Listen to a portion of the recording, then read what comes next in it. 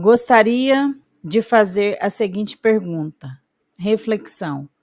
Tenho tentado ser espírita há 25 anos. A mediunidade ostensiva chegou para mim antes do meu entendimento sobre o assunto. Me sinto bem desconfortável, pois preciso educar e utilizar a mediunidade.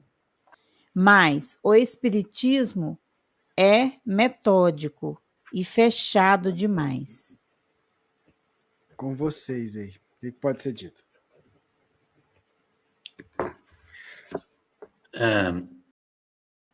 Olha só, eu acho que a pergunta dela é: eu tenho a mediunidade, mas o espiritismo é fechado demais. Ponto. O que eu posso fazer? A doutrina espírita, ela trata a mediunidade de uma maneira muito singular, porque ela não tem como interesse oferecer grupos abertos de mediunidade, porque no passado essa prática já foi feita. Nas décadas anteriores, a gente fazia isso.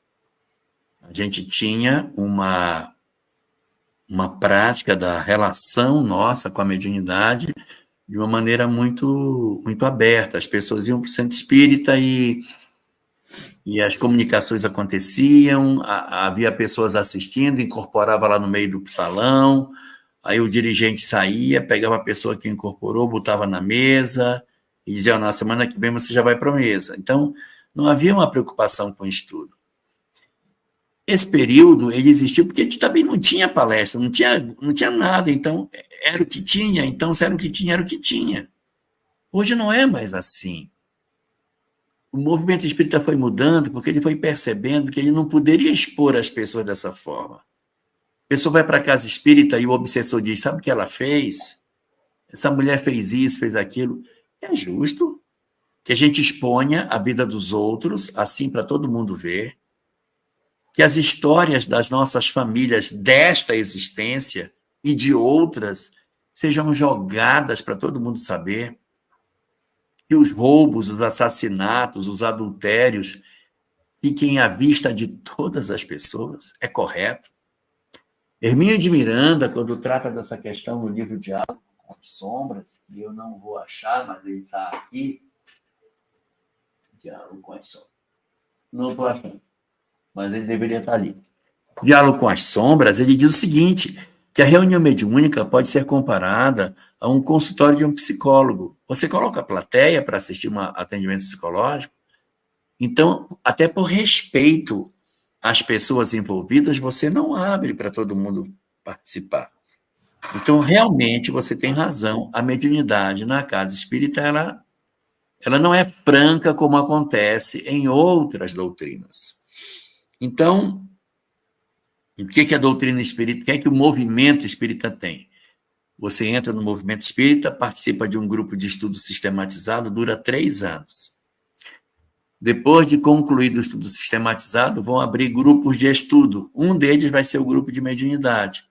A pessoa ingressa no grupo de mediunidade e aí ela vai iniciar a sua prática mediúnica. Então, grosso modo, eu posso dizer que em 3, 4, no máximo 5 anos, dentro das casas que tem todas as atividades rodando, você vai estar num grupo mediúnico. E aí você pode me dizer: mas é muito tempo. Eu não tenho tempo para esperar. Eu gostaria de exercer a minha mediunidade mais rápida.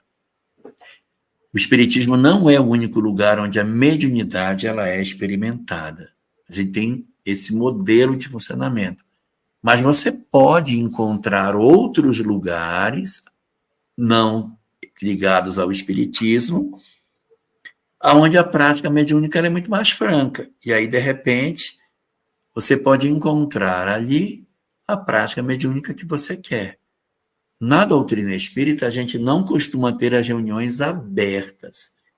Elas vêm acontecendo, daí a alguns anos, aquela pessoa naturalmente ingressa num grupo mediúnico. Mas eu volto a dizer, não é a única forma da gente experienciar a mediunidade.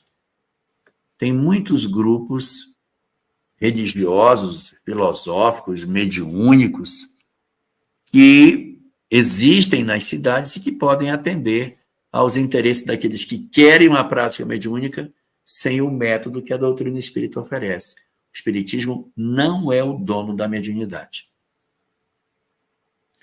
E mediunidade, como ela já colocou, é da natureza, ela não tem nada a ver com religião, é um fenômeno. Então, a gente encontra em todos os povos, em todas as idades até, né, do nosso planeta. Mas a proposta do Espiritismo é a mediunidade com Jesus.